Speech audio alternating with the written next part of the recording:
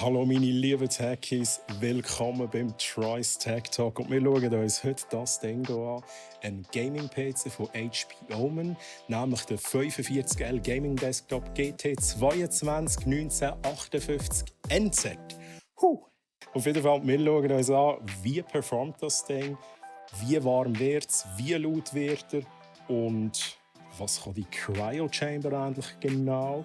Wir schauen uns an, in welchen Farben das Ding kann leuchten kann. Aber ich würde sagen, wir gehen direkt mal zuerst ins Unboxing rein. Der HP Omen 45L kommt in dieser schönen Schachtel her.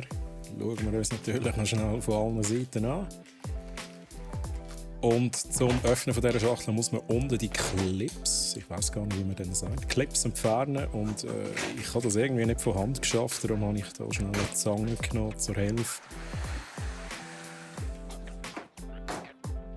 Da mal als allererstes das Stromkabel, das rausgefallen ist. Und dann haben wir hier noch ein paar Dokumente, Produktinformationen und das Zubehör, sprich Maus und Tastatur, die hier auch im Lieferumfang dabei sind.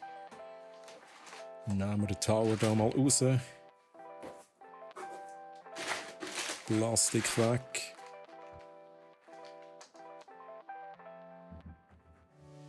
Und so sieht der Tower aus. Aktuell noch nicht angeschlossen natürlich. Wenn der noch läuft, dann leuchtet alles noch. Wir haben das Omen-Logo auf dem Seitenpanel drauf.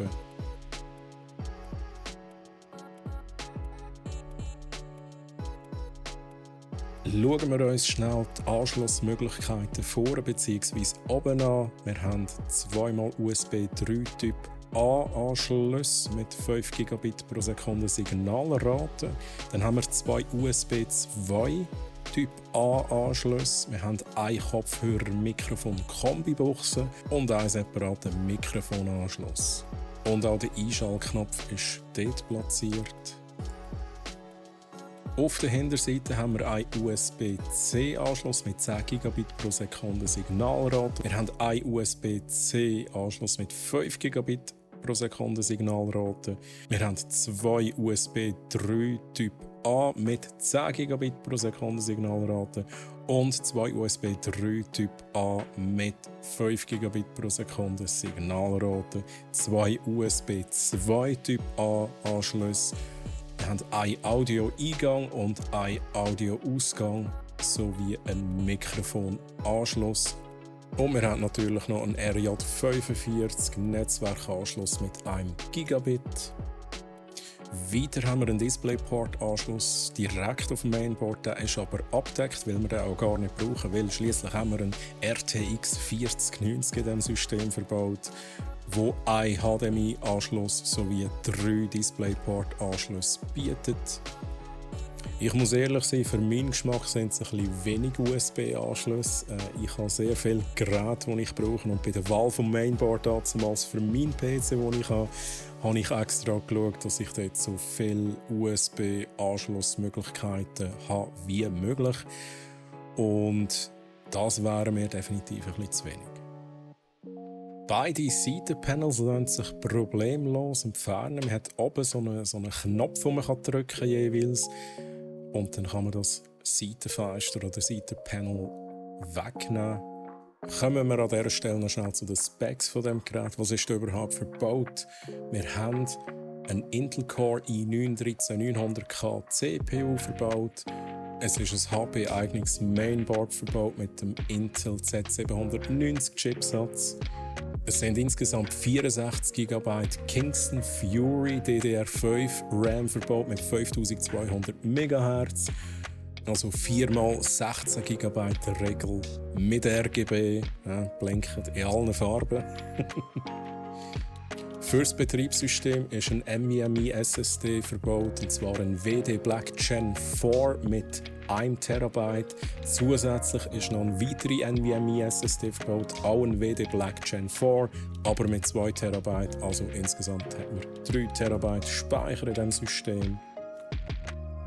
Und wir haben natürlich eine Grafikkarte verbaut, das grösste Hardware-Teil in diesem System, und zwar ein Nvidia GeForce RTX 4090 mit 24 GB DDR6 Speicher.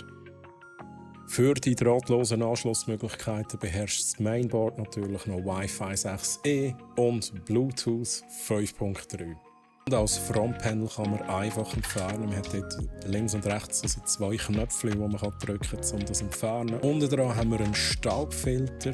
Wir haben auf der Vorderseite 3 Lüfter, und zwar 3x120 mm Lüfter mit RGB-Beleuchtung, also so einen RGB-Ring. Wir nehmen noch das hintere Seitenpanel weg und schauen uns mal an, wie dort das Zeug so verkabelt und verstaut ist. Ich finde es gut, dass alle Kabel einfach zugänglich sind. Wir haben hier unten 2 Einschübe für Festplatten, wo wir Festplatten verbauen können.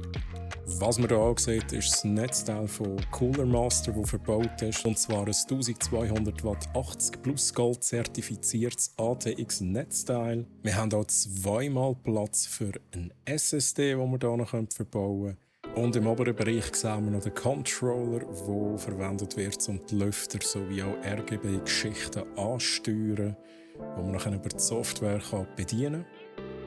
Wir können auf der Oberseite die Abdeckung sehr einfach entfernen, und dort unten dran ist der Radiator, der 360 mm AIO Flüssigkeitskühler, der dafür sorgt, dass die CPU immer schön kühl bleibt. Das Ganze ist tatsächlich Airflow-technisch separat.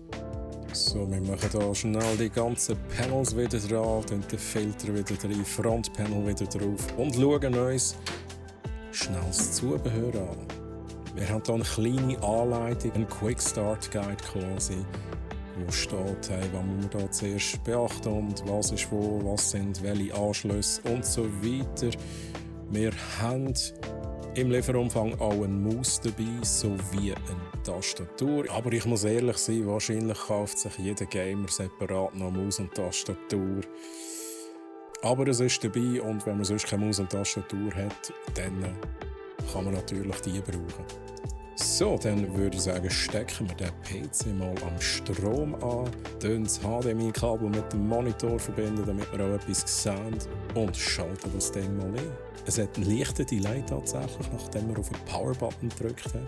Aber wenn er läuft, dann sieht man es auch direkt, das Blinken in allen Farben. Und hier noch schnell ein paar Aufnahmen, wie das aussieht.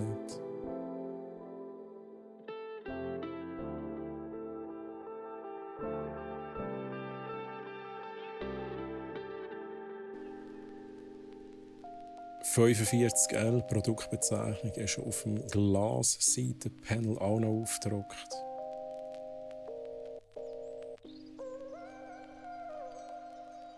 Da sind die RAM-Regel, die auch leuchten. Da dazu dann nachher noch mal mehr.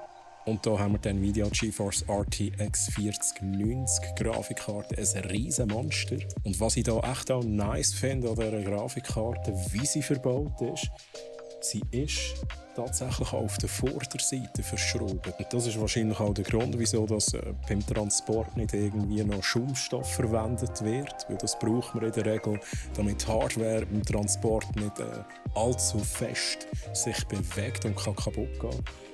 Da ist das Ding einfach fix verschraubt. Also das Ding sitzt bombenfest und man kann den PC so auch entsprechend gut transportieren, zum Beispiel für zum LAN-Partys gehen. Das Innenleben sieht tatsächlich sehr schön aus. Das Einzige, was mich ein bisschen stört, sind die Kabel, die hier noch vorhanden sind. Ich bin der Meinung, man hätte die Kabelführung vielleicht ein bisschen schöner machen, ein bisschen unauffälliger. Der Vorteil ist wiederum, man hat einfachen Zugriff auf die Kabel. Also man hat hier diverse Lüfteranschlüsse, die man direkt sieht. Wie gesagt, für das Auge nicht unbedingt das Schönste, aber hey, es ist ganz okay. Da haben wir nochmal vorne die beleuchteten 120 mm Lüfter und dann nochmal einen Blick von der Seite auf Cryo Chamber. Und was die Cryo Chamber jetzt genau so speziell macht, ist, dass der Radiator, den wir hier oben haben, der zuständig ist für die CPU-Kühlung, Airflow-technisch komplett losgetrennt ist vom Rest, sprich von der Grafikkarte, also vom unteren Teil von der Grafikkartenkühlung. Es ist so, dass die kühle Luft hier durch die Schlitz vorne reingeht und dann die Grafikkarte kühlt und hinten die warme Luft wieder rauskommt. Und die CPU-Kühlung, also der obere Teil, der Radiator, weil es halt komplett losgetrennt ist, kann sich all die frische Luft von der Seite nehmen und bläst sie gegen rauf. Das heisst, die CPU und die Grafikkarte werden nicht mit vorgewärmter Luft gekühlt, wie wir es bei anderen Systemen haben. Und das ist halt auch immer so, bei herkömmlichen Systemen hat man sich immer überlegen, tut man jetzt den Radiator vorne hin, sprich, bekommt die Grafikkarte schon vorgewärmte Luft über, oder tut man den Radiator top mounten, sodass eigentlich die Grafikkarte die kühle Luft bekommt, aber die Luft erwärmt, und wenn die Luft oben rausgeblasen wird, hat die CPU ein bisschen wärmer.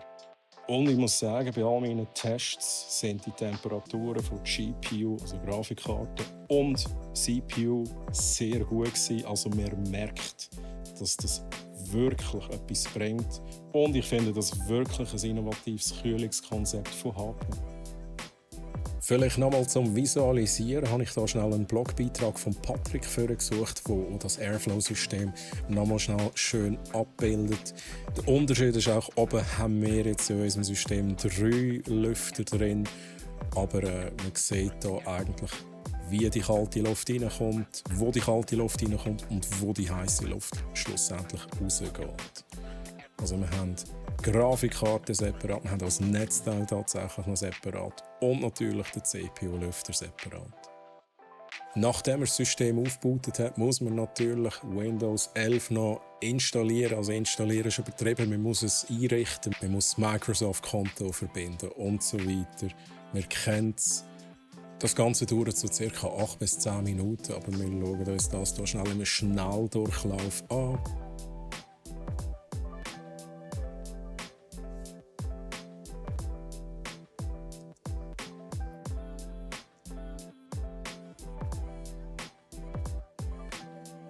Schlussendlich landen wir auf dem Desktop und das Erste, was ich immer mache bei so einem System, ich gehe schauen, was ist für Software vorinstalliert, weil häufig ist sehr viel Zeug installiert, das ich nicht brauche.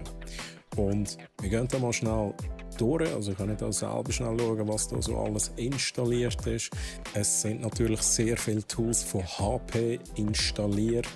Ob man die jetzt alle braucht, weiss ich nicht. Es gibt sicher das eine Tool, wo man die Lichter ansteuert, wo man Overclocking machen kann und allgemein sehr viel kann steuern bezogen auf das System. Ich würde jetzt mal sagen, das macht sicher Sinn. Was ich aber sicher deinstallieren jetzt hier ist McAfee LifeSafe, weil ich bin der Meinung, der Windows Defender, also der Windows eigene Virenschutz, reicht vollkommen. Zumindest für mich reicht er. Ich brauche nicht zusätzliche Software. Und ich habe das Gefühl, dass das wirklich auch Performance leicht beeinträchtigen kann. Und was ich hier auch noch sehe, ist ein weiteres Programm von McAfee, Web Advisor. Ich bin mir nicht genau sicher, was es macht, aber ich tue es auf jeden Fall deinstallieren, weil ich brauche das, glaube ich, nicht. Von HP haben wir unter anderem auch den HP Support Assistant, die App, die doch recht nützlich ist. Und zwar kann man dort unter anderem Updates installieren, also Treiber-Updates oder auch BIOS-Updates. Und das ist da, wo ich da auch probiert habe. Also ich habe alle ausgewählt, alle verfügbaren Updates ausgewählt. Komischerweise hat er das Zeug nicht installieren. Und ich habe es auch noch mal probiert nach einem Neustart und es ist irgendwie nie gegangen, bis ich einfach separat die einzelnen Treiber-Packages ausgewählt habe und installiert habe. Ich weiss nicht, wieso das nicht super funktioniert hat, aber es ist natürlich ein bisschen schade, wenn man schon so ein Tool hat von HP, das einem das vereinfachen. Ich finde es schade, wenn es nicht geht. wenn einfach immer noch Fehlermeldungen kommen. Was ich auch gemerkt habe, was tatsächlich auch ein bisschen mühsam war, bei der Installation, startet der PC einfach neu, ohne Rückfrage.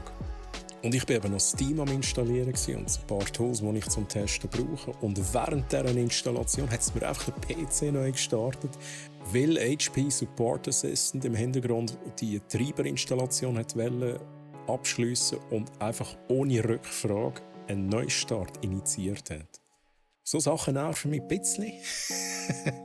Aber hey, ich habe es dann auch noch geschafft. Ich habe alle Treiber aktualisiert, ich habe auch das BIOS aktualisiert und ich habe alle meine Software nochmal installiert. Und das Tool, das ich schon vorhin schnell erwähnt habe, das heisst Omen Gaming Hub. Das ist die App, wo man all die Steuerungen kann machen kann. Auch bezüglich der Beleuchtung, bezüglich dem Overclocking. Und dann hat es natürlich noch Haufen Funktionen mehr, die ich jetzt nicht brauche. Aber wir gehen mal schnell durch, was man in dieser Software alles machen kann.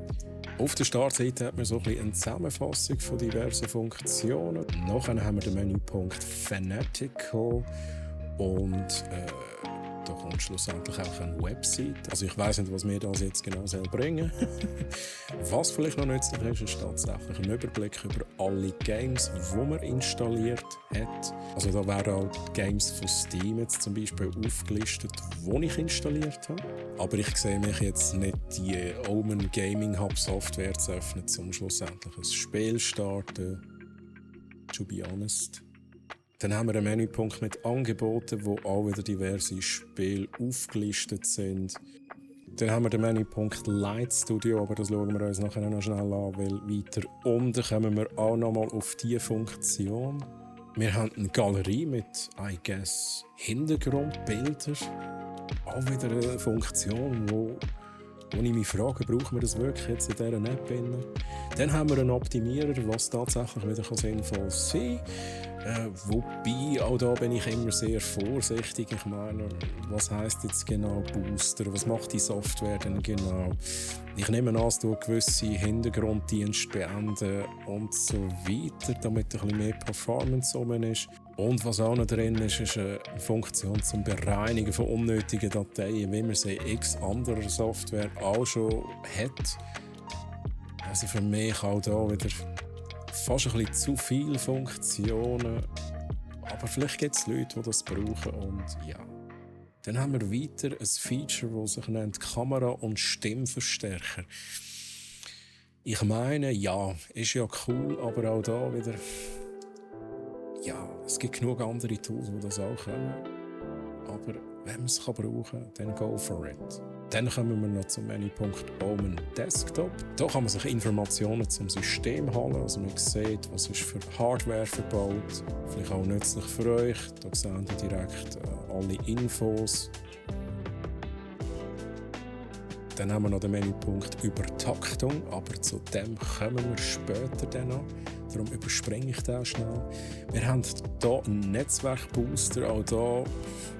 Ich weiss nicht genau, was er bewirkt. Ich nehme an, ich kann gewisse Anwendungen, wie zum Beispiel Games, priorisieren gegenüber anderen Anwendungen, damit man immer den vollen Speed hat vom Internet oder vom Netzwerk für diese eine Anwendung. Ist jetzt nichts, was ich mir genauer angeschaut habe.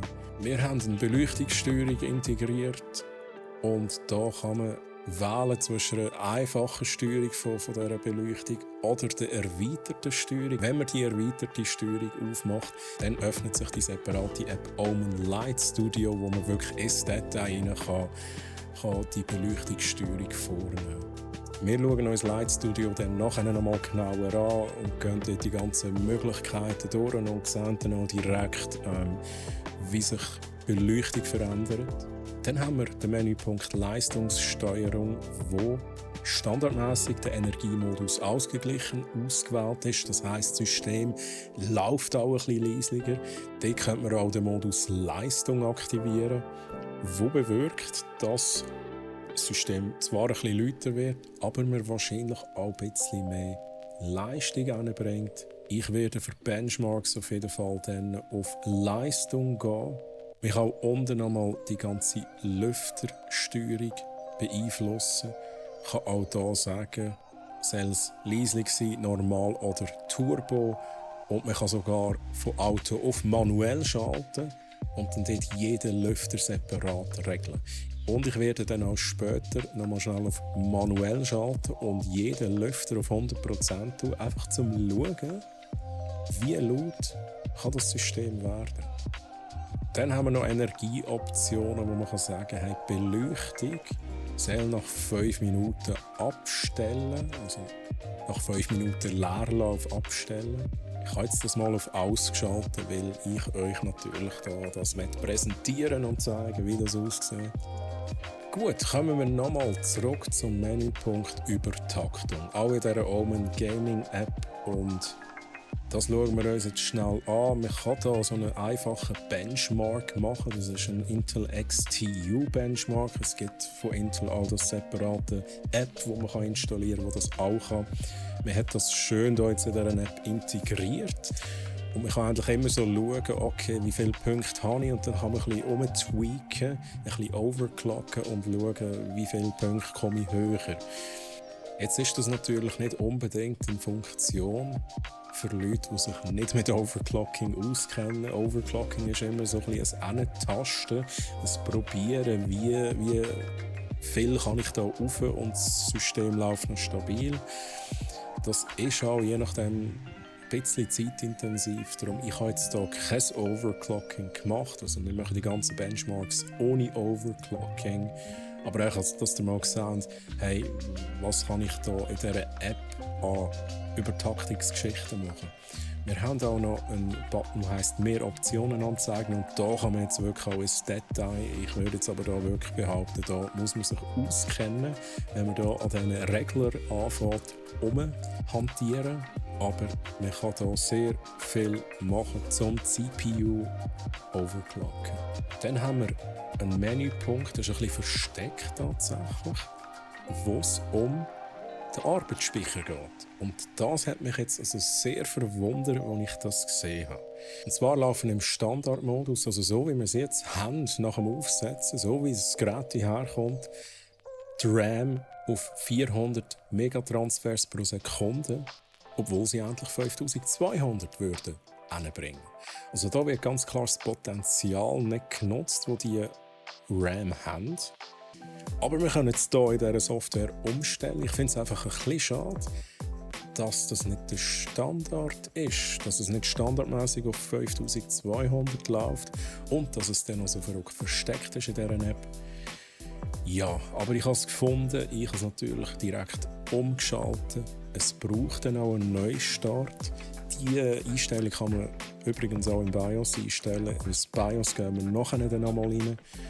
Was es eigentlich macht, ist einfach, es nimmt das XMP-Profil von der RAM und dementsprechend läuft es dann auf 5200. Genau, und dann kommen wir auch schon zu den Benchmarks. Wir machen diverse Benchmarks. Wir machen jetzt nicht all die wir früher gemacht haben. Also ich will jetzt sicher 3D-Mark die wieder machen, damit wir auch Punkte vergleichen können von diesen Systemen, die ja sehr, sehr ähnlich sind tatsächlich. Wir haben ja noch ein Joule-Performance-System gehabt, auch mit einer 4090er, auch mit einem 13900er K-Prozessor. Und da finde ich es sicher interessant, wenn wir dort mal die Ergebnisse gegenüberstellen. Wir lassen zum einen den Port Royal Benchmark laufen von 3D-Mark. Und nachher dann noch den TimeSpy Extreme Benchmark.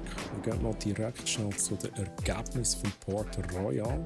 Genau, und da haben wir das Ergebnis vom Port Royal Benchmark. 24.924 Punkte.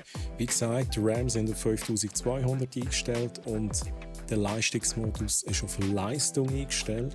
Und was wir uns noch schnell anschauen, sind Temperaturen. Das finde ich noch sehr spannend. Und zwar die Temperatur von Prozessor, also CPU und Grafikkarte.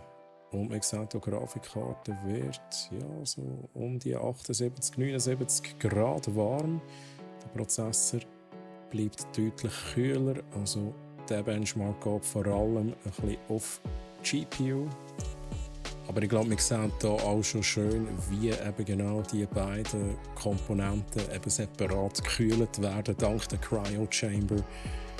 Und die CPU-Temperatur nicht allzu fest steigt, wenn eben die Grafikkarte anfängt wirklich warm werden und durchlüften.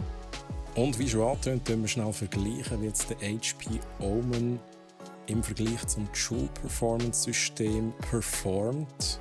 Die Hardware ist ja eigentlich fast die gleiche, aber wir sehen, die Joule Performance hat eine Punktzahl von 25.697 in diesem Benchmark, also ein bisschen mehr. Wir sehen auch hier nochmal schnell den Vergleich. Und was wir hier noch schnell schauen, ist, bei der Grafikkarte sehen wir hier Unterschiede. Wir sehen zum Beispiel bei der Taktfrequenz ist jetzt der HP Omen ein bisschen niedriger taktet und ich glaube, das macht es auch genau aus. Und wir schauen uns noch schnell den Prozessor an, aber jetzt sollten wir glaube ich genau das Gleiche haben. Sogar hier ist ein Unterschied. Hier ist die Taktfrequenz ein bisschen niedriger bei HP Omen als bei Joule Performance. Und insgesamt macht das halt den kleinen Unterschied aus, aber ich muss auch sagen, also, es sind immer noch genug Punkte, die Leistung ist definitiv da. Und wir gehen mal schnell zum nächsten Benchmark, und zwar Time Spy Extreme. Lasst den schnell durchlaufen. Und das Ergebnis vom Time Spy Extreme Benchmark. Wir haben 13.460 Punkte bekommen. Und wir schauen uns auch hier schnell wieder Temperaturen an. Zuerst mal.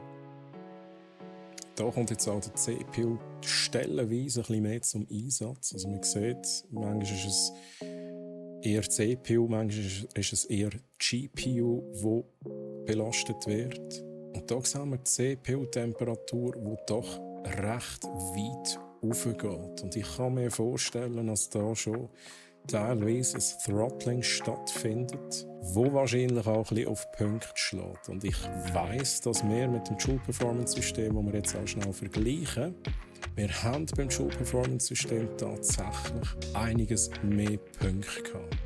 Jetzt ist natürlich die Frage, wieso haben wir so einen Unterschied? Ich nehme an, es ist ein Throttling, aber was heisst jetzt da genau? Die CPU hat ein bisschen zu warm bekommen und hat die Leistung abgedrosselt. Ich vermute jetzt mal, es ist da.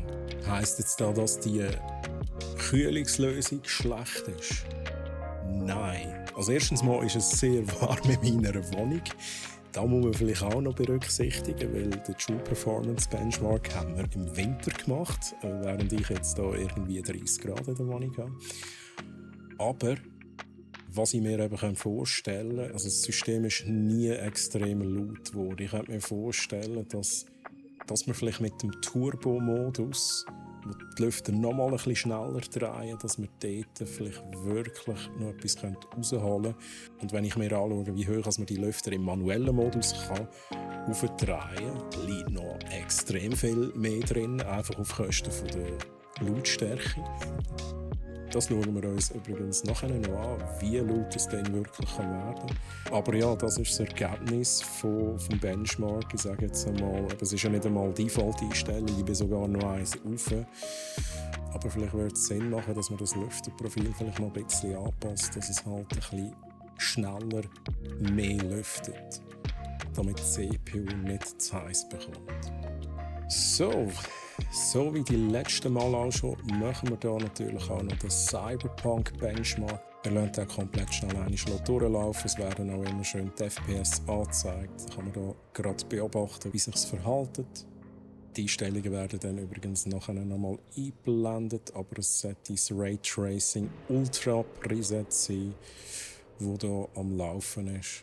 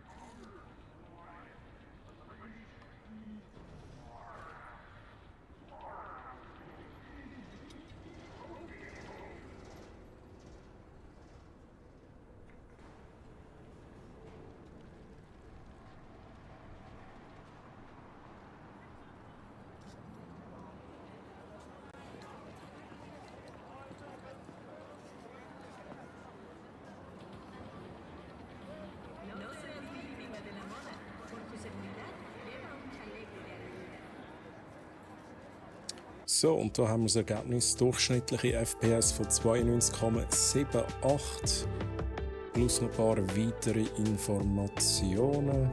Ihr seht, Voreinstellungsname ist Raytracing Ultra. Ich vergleiche es jetzt tatsächlich aber nicht mit dem Benchmark, den wir beim Joule Performance System gemacht haben, weil es einfach schon eine Weile her ist und X-Updates rausgekommen sind für Cyberpunk und auch die ganzen Presets nochmal anders geworden sind. Ich glaube, es wäre einfach kein fairer Vergleich mehr, aber hey, da das Ergebnis von dem Benchmark.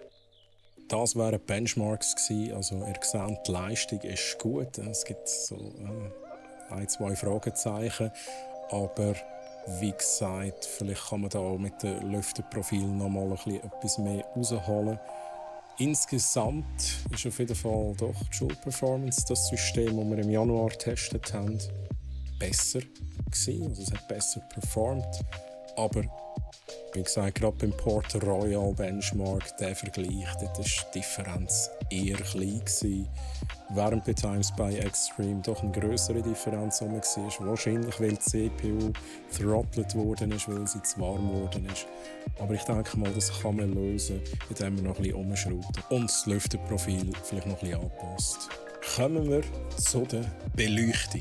Das System leuchtet in allen Farben, kann in allen Farben blinken und man kann das natürlich auch ansteuern. Grösstenteils. Nicht alles kann man tatsächlich ansteuern und das hat mich genervt. Kommen wir aber nachher noch mal dazu. Ich zeige euch mal zuerst in der Software, wie das aussieht. Für das öffnen wir das Omen Light Studio, wo wir dort diverse Möglichkeiten haben, die einzelnen LEDs anzusteuern. Also, es ist wirklich interessant, man kann bei der Ring vor kann man wirklich die einzelnen LEDs von der Ring auswählen und separat einstellen. Es ist ein bisschen gewöhnungsbedürftig, wie die Software aufgebaut ist. Also man muss mit Ebenen arbeiten, aber ich habe da mal einfach ein bisschen umprobiert, dass man mit der Maus zum Beispiel auswählen, was ich jetzt genau bearbeiten und kann dann auf der rechten Seite wählen, was für ein Effekt soll es einerseits sein und andererseits, was soll es für eine Farbkombination sein. Genau. Ich tue jetzt hier mal testweise den unteren Lüfterring bearbeiten, mache anschliessend eine neue Ebene und gebe dem oberen, dem mittleren Ring eine andere Farbe sowie auch einen anderen Effekt. Ich nehme jetzt gleich mal blinkt und beim obersten Ring tun wir nochmal etwas anderes einstellen. Einfach, dass man so sieht, wie detailliert man da wirklich so ein Beleuchtungsprofil aufbauen kann. Ich kann beim CPU-Block auch definieren, welche Farbe er soll haben. Und oben haben wir noch die Lightbar, also den Lightstrip, der oben verbaut ist im Gehäuse. Da können wir auch noch mal eine separate Ebene machen und dem eine eigene Farbe, respektive einen eigenen Effekt geben. Jetzt ist es aber so, ich persönlich bin nicht unbedingt Fan von wirklich bunter und blinkender RGB-Beleuchtung. Wenn man es wirklich so ein bisschen in Szene setzen wie jetzt gerade, das ist schön, aber wenn es bei mir wenn ich am Gamen bin, muss ich da wirklich nicht grosses Geblinke am Laufen haben. Und dann würde ich eigentlich gerne auch alles abschalten. Und ich habe dann eben gemerkt, hey, die RAM, die 4 RAM-Regeln, die lassen sich nicht steuern über die Software. Und dann bin ich ein bisschen forschen und habe herausgefunden, dass es eine separate Software gibt, die heisst Control Fury. Und ich habe die installiert. Und wir schauen uns jetzt das schnell an. Es hat aber nicht zu 100% sauber funktioniert. Wir sind jetzt in dieser Software in Fury Control heisst die Software. Und da kann man jetzt sagen, hey, die RAM-Regeln sollen so leuchten, sollen diese Effekte haben und so weiter. Sieht in der Vorschau auch wunderschön aus. Nur in echt steuert es mir einfach nur 2 Regeln von diesen 4 an. Und ich habe schon alles Mögliche probiert. Also ich habe den PC komplett abgeschaltet, neu gestartet.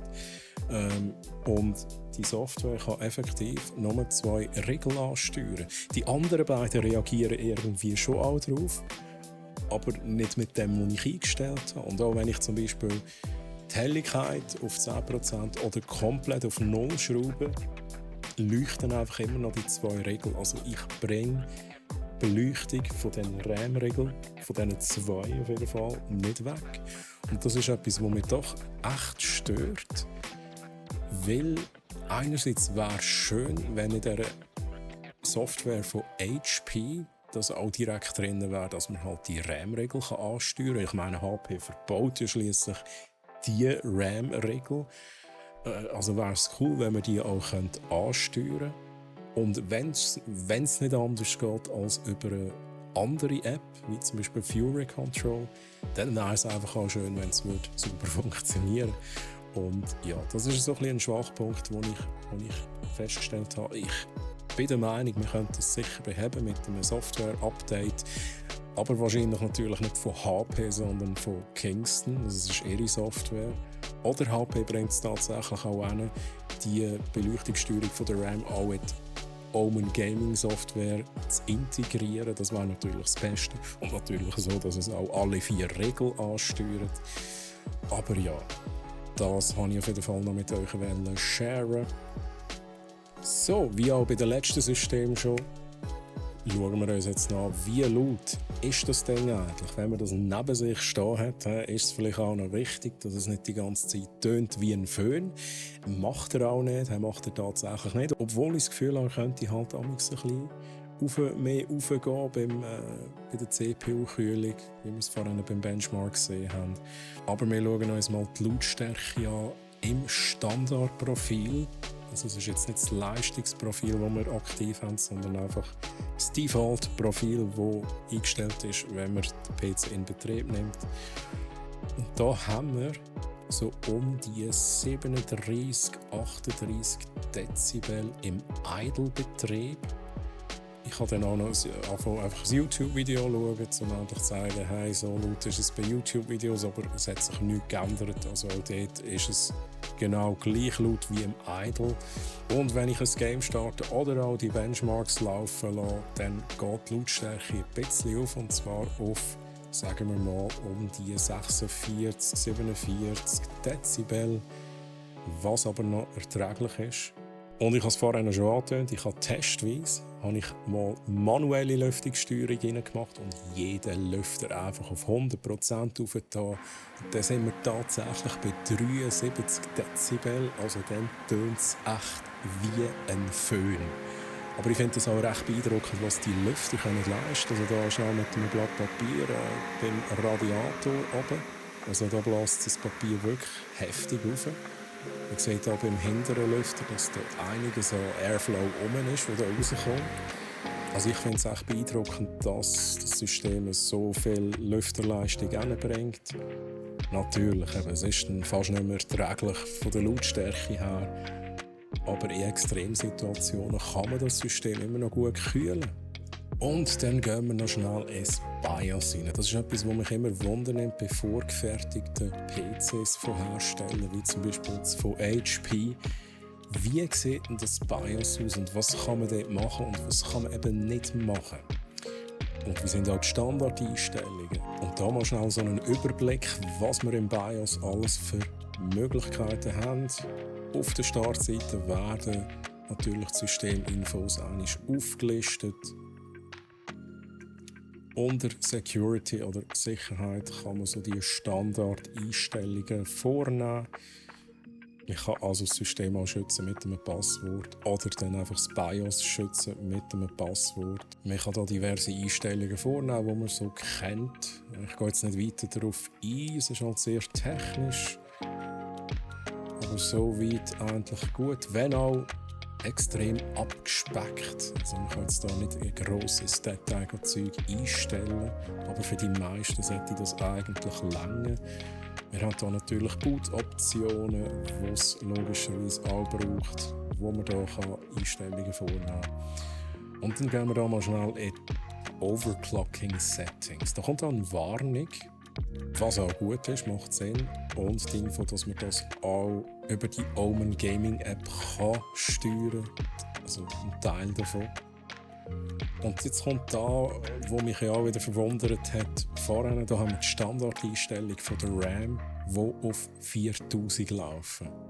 und nicht auf 5200. Also da wirklich das Potenzial, wo man nicht genutzt hat. Und man könnte jetzt da, und das finde ich schön, man kann da tatsächlich als XMP-Profil auswählen, wo dann bewirkt, dass es auf die 5200 raufgeht. Oder man kann auch custom die ganzen Timings einstellen, wenn das benötigt wird. Genau, so viel zum Thema BIOS.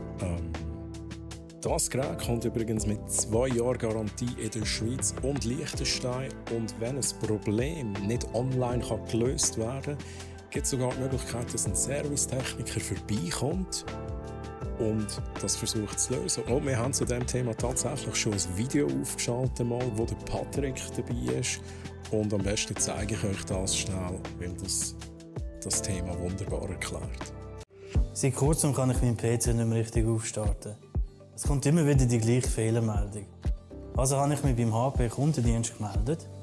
Weil die das Problem nicht aus der Ferne lösen konnten, haben sie mir unverzüglich den Vor-Ort-Hardware-Support angeboten.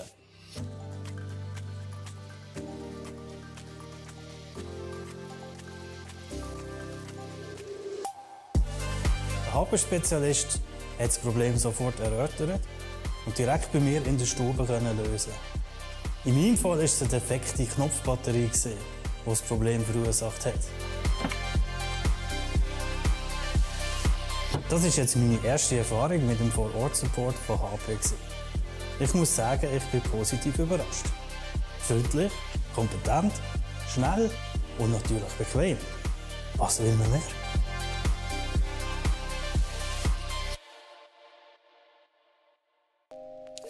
Fazit zum HP Omen 45L.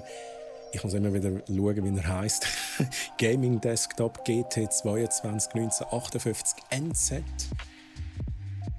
Ein geiles Gerät. Also ich bin echt begeistert von diesem Lüftungskonzept. Das ist echt nice, weil es ist tatsächlich in den Vorgängermodellen von HP Omen immer so ein bisschen eine Schwachstelle war. Und diese Schwachstelle haben sie beseitigt.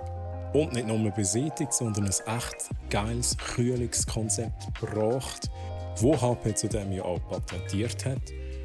Und ich finde das Design sehr schön. Ich muss ganz ehrlich sein, ich bin eigentlich selten Fan von den Designs von so fertig PCs. Ja, vielleicht wisst ihr, was ich meine. Aber das Design gefällt mir wirklich gut. Es ist zwar ein reiner Fingerprint-Magnet, also überall Glas und so, aber das ist ja nicht nur bei diesem System der Fall. Es hat geile Hardware drin. Ein leuchtet bunt, ist jetzt nicht mies, aber es gibt viele Leute, die RGB geil finden. Ich würde mir auch wünschen, dass ich die RAM-Regel auch komplett selber steuern und abstellen bei Bedarf. Das geht jetzt in meinem Fall nicht. Ich weiss nicht, ob ich da etwas falsch mache oder ob es wirklich ein Software-Bug ist. Auf jeden Fall, ich habe es nicht angebracht.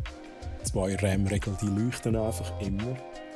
Und ich finde die Omen Gaming Software, die App, die wir uns angeschaut haben, ganz ehrlich ein bisschen überladen. Es hat viele Funktionen drin, wo ich jetzt dort nicht suchen oder nicht erwarten und auch nicht brauchen.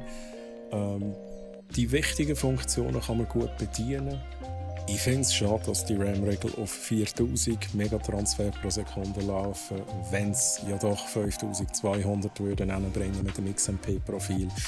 Ich bin der Meinung, das müsste Default drin sein. Und dann ist es noch so versteckt. Also ich finde das eher so ein bisschen suboptimal. Aber mein Gott, ich habe die Einstellung gefunden, ich konnte es beheben. Also ich finde, all die Schwachstellen, die wir jetzt so ein bisschen gesehen haben, lassen sich beheben mit Einstellungen. Und ich fände es natürlich cool, wenn das seitens HP schon mit Default-Settings gelöst wird, dass man die volle Leistung hat. Und vielleicht auch, dass das Lüfterprofil noch ein bisschen angepasst wird. I don't know. Lieferumfang ist okay. Also, mein Gott, ich brauche und erwarte eigentlich nicht mehr als der PC, so wie er da steht. Was noch dabei ist, sind Maus und Tastatur, die ich jetzt persönlich nicht brauchen kann oder mir da selber etwas zutun als Gamer, entsprechend Gaming-Hardware. Also ich muss sagen, ich bin wirklich positiv überrascht von diesem System. Vor allem, weil ich halt in der Vergangenheit immer mal wieder so gehört und gelesen habe. HP Omen, Temperaturproblem, Performanceproblem, Airflow, grosses Thema. Und das haben sie jetzt wirklich gelöst. Und das haben sie super gelöst. Also ich bin wirklich überrascht. Ich bin sehr zufrieden mit der Performance, mit dem Design. Wie gesagt, RGB ist nichts für mich. Aber egal. Genau. Ich hoffe, euch hat der Tech Talk gefallen. Ich hoffe, ihr habt etwas mitnehmen oder es sind Fragen beantwortet worden, die ihr bezüglich diesem Produkt hatten oder bezüglich der Cryo Chamber oder whatever. Und ich danke euch fürs Zuschauen und bis zum nächsten Stream oder bis zum nächsten Tech Talk, je nachdem. Tschüss zusammen. Bye bye.